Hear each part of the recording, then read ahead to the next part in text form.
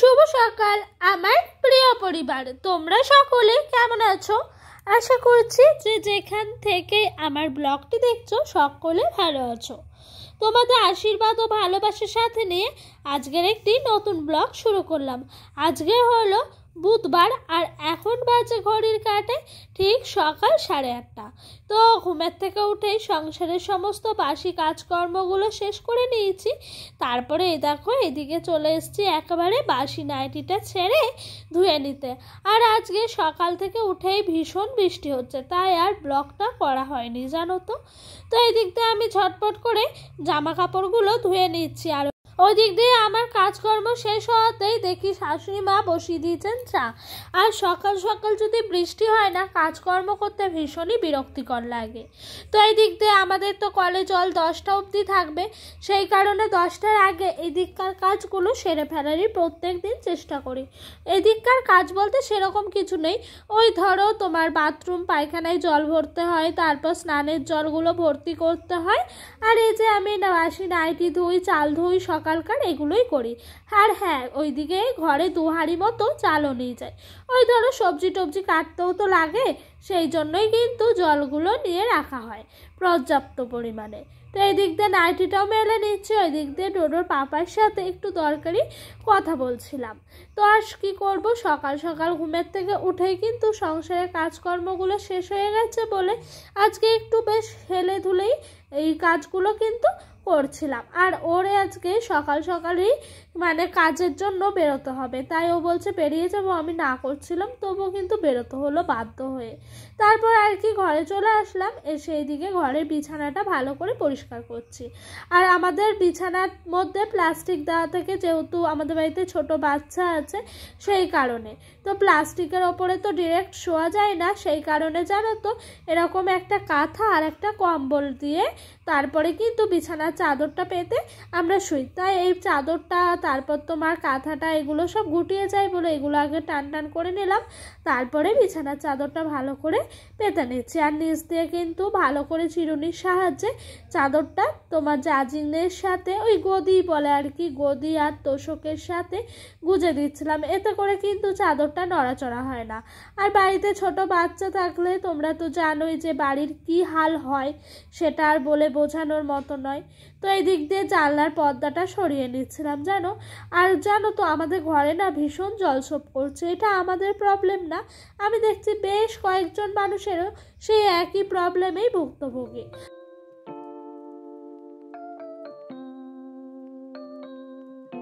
তো ওই দিক দিয়ে ডোডো কিন্তু দাদার সঙ্গে খেলা করছে, আর ওরা না খেলনার অনেকগুলো নাম জানে না, তাই জিজ্ঞাসা করছে, বলে দিচ্ছিলাম আর কি।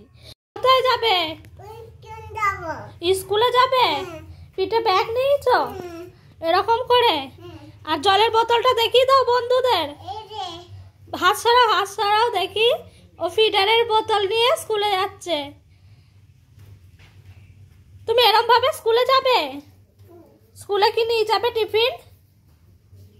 পাপান বোতল নেবে? বোতল আর বই নেবে না? হ্যাঁ হ্যাঁ, দেখলে তো ডোডোর কি কথা, ও স্কুলে যাবে, পিঠে ব্যাগ নেবে বলছিল, তাই দিলাম। ওই দিক দিয়ে আমার এক ভাইপো স্কুলে যাচ্ছে, তাই ও বলছে স্কুলে যাব দাদার মতো।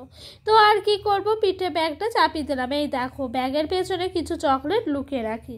ও পড়তে বসেই তো, পড়তে বসানোর পর মাঝে মধ্যে একটা করে বলি গিফট, এটা তোমার, তো দিয়ে খায়। তো এই দেখো পেয়ে গেছে, চলো আগে ওর থেকে তুলে নিই। আর এইদিকে খেলনাগুলোও কিন্তু এখনো অবধি ছড়িয়ে ছিটিয়ে রেখে দিয়েছে। তো চলো ওইদিকে আবার কাজগুলো সেরে নিই। এইদিকে চলে আসলাম, সকালকার খাওয়া দাওয়া হলো, সমস্ত বাসন কোসন মাজতে। ডোডোর পাপা যেহেতু নেই, সেহেতু বেশি থালাও বার হয়নি। ওই একটা শ্বশুরমশাইয়ের, ডোডোর, আমার, আর এই বাটিটাটি এইসবই ছিল। শাশুড়ি মা ওটস খেয়ে নিয়েছেন। তো জানো তো বন্ধুরা, একটা মেয়ের বিয়ের পর না রূপের প্রায়োরিটি কেউ দেয় না, সবসময় মেয়েটার কাজেরই প্রায়োরিটি দেওয়া হয়। তাই জানো তো একটা মেয়ের রূপের থেকেও গুণটাই বেশি থাকা প্রয়োজন। রূপ হয়তো একদিন থাকবে না, কিন্তু গুণটা সারা জীবনই তোমার সাথে সাথ দেবে। তো আমার জানো তো সবসময় মনে হয় যে এই কাজগুলো শিখেছিলাম বলেই হয়তো সংসারটা করে খেতে পাচ্ছি।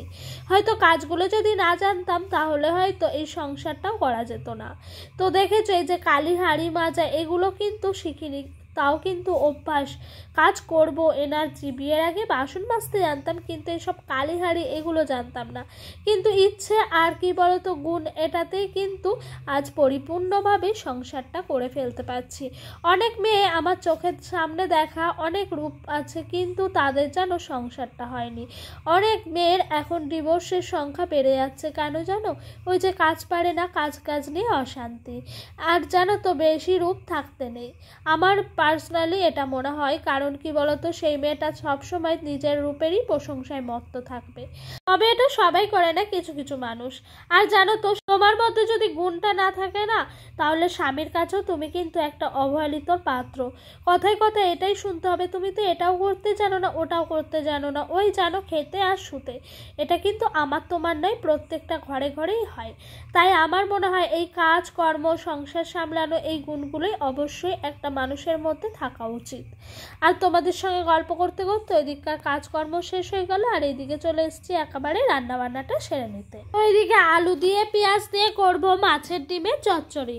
চলো ঝটপট করে রান্নাটা এবার সেরে ফেলি।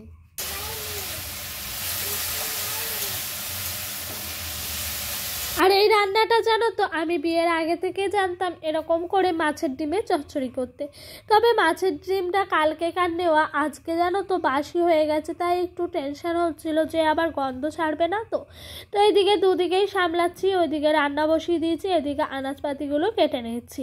আর জানো তো বন্ধুরা, কাঠে রান্না করতে গেলে না একদিকে সামলাতে হয়। কারণ কি বলো তো, একদিকে কাঠ সামলাতে হয়, জ্বালন দিতে হয় আর কি, আরেকদিকে তোমার রান্নাটা সামলানো হয়। তখন জানো তো সমস্ত কিছু কেটে কুটে বেটে বুটে নিয়ে বসতে হয়, আর ওই গুছাতেই যেন সময় চলে যায়। আর যেহেতু আমার একা হাতের সংসার, কেউ কিছু করে দেওয়ার মতো আমার নেই, তাই জানো তো সমস্ত কিছু কাঠের উনানে একা হাতেই করতে হতো। আর গ্যাসে দেখি খুব তাড়াতাড়ি রান্না হয়ে যায়, কারণ এইটার জন্যই যে গ্যাসটা রেখে এইদিকে কাটাকুটিগুলো করে অন্যান্য কাজগুলো সারতে পারি। এই বৃষ্টিটা হচ্ছে বলে একদিকে দুঃখ হচ্ছে ঠিকই, কিন্তু একদিকে সুখটাও পাচ্ছি। এখন কালি কড়াই মাজার কোনো টেনশন নাই, কড়াই ছাই সার্ফ দেওয়ারও কোনো টেনশন নাই। এগুলোকেও যেন বড্ড মিস করি। মানুষ হলো অভ্যাসের দাস। অভ্যাস হতে হতে এমনই অভ্যাস হয়ে গেছে, কি বলবো। এখন মনে হয় যে যদি পারতাম কাঠে রান্না করতে, তাহলে ছুটে যেতাম। আর যখন দীর্ঘদিন দিনের পর দিন বসে বসে কাঠে রান্না করতাম, তখন মনে মনে ভাবতাম কবে যে আসবে আমার গ্যাসে রান্নার দিনটা, কবে যে একটু বৃষ্টি হবে, একটু গ্যাসে রান্না করতে পারবো। এটাই যেন তো মানুষের মধ্যে হয়ে থাকে। চলো এই দেখো ডিমের তরকারিটা কিন্তু চচ্চড়িটা হয়ে এসছে। আর এই ডিমের চচ্চড়িটা কী করে করেছি জানো? তেলের মধ্যে পেঁয়াজ ফোড়ন দিয়েছি, তারপরে আলু দিয়ে একেবারে ভেজে নিয়েছি, তারপরে নেড়েচেড়ে একটু নুন হলুদ দিয়ে আবারও নেড়েচেড়ে একটু লঙ্কার গুঁড়ো দিয়েছি, তারপরে পরিমাপ মতো জল দিয়েছি, ওই 1 বাটি মতো জল দিতে পারবে, ছোটো বাটির। তারপরে মাছের ডিমটা দিয়ে ভালো করে নেড়েচেড়ে নিয়েছি। আর মাছের ডিমটা যেহেতু কালকেকার ভাজা ছিল, তাই একটু বেশি শক্ত হয়ে গেছে, তাই একটু খুন্তির সাহায্যে ভালো করে ভেঙে ভেঙে দিচ্ছি। গোটা গোটা থাকলে যেন মাছের ডিম একটু ভাল লাগে না, তাই একটু ভেঙে চুড়ে দিচ্ছি। আর আমরা বর্ষাকালের দিনে যে কত মাছের ডিমের আমদানি পাই, সে কিন্তু বলে বোঝানোর মতো নয়। আর কালকে যেন মাছের ডিমটা অনেকটাই সস্তায় পেয়েছি, ওই 100 মতো নিয়েছিলাম, তার দাম নিয়েছিল 15 টাকা মতো, খুবই সস্তায় হলো জানো। তো এদিকে একটু মিট মশলা আর একটু কাশ্মীরি লঙ্কার গুঁড়ো দিয়ে দিলাম। কালারটা সেরকমভাবে আসেনি, কিন্তু খেতে অসাধারণ হয়েছে। আর জানো তো, এরকম সুন্দর সুন্দর রান্না যদি বরমশাইকে করে খাওয়ানো হয়, আমার মনে হয় অটোমেটিকই বরের কাছে অবহেলিত নয়, ভালোবাসা পাওয়া যায়।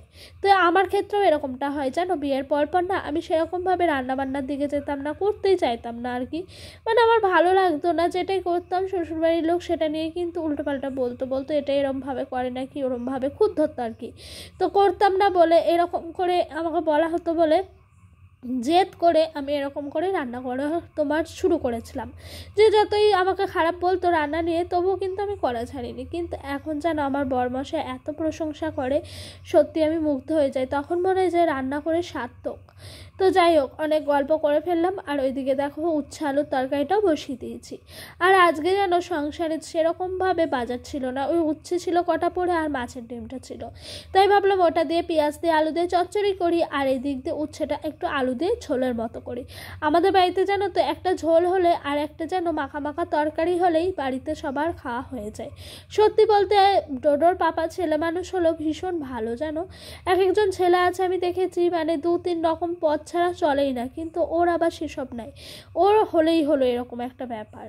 যাই হোক, রান্নাবান্না করতে করতে এদিকে চোখ পড়লো, সময় দেখো কত কিছুই শেখায়, সমস্ত কিছুই সময়ের অপেক্ষায়। এই যে এখন বর্ষাকাল, একটু মাটির ওপরে জাস্ট টাচ করে রয়েছিল আঁটিটা, এই 1 সপ্তাহ মতো আমি দেখলাম, তারপরে দেখছি একটা গাছ জন্মেছে, আমি যে তুলবো না, একটু বড় হোক তারপরে তুলবো। দেখেছো, টাচ হয়েছিল শুধু আঁটিটা, এর থেকে শেকড় বেরিয়ে মাটির সঙ্গে ঢুকে যাচ্ছে।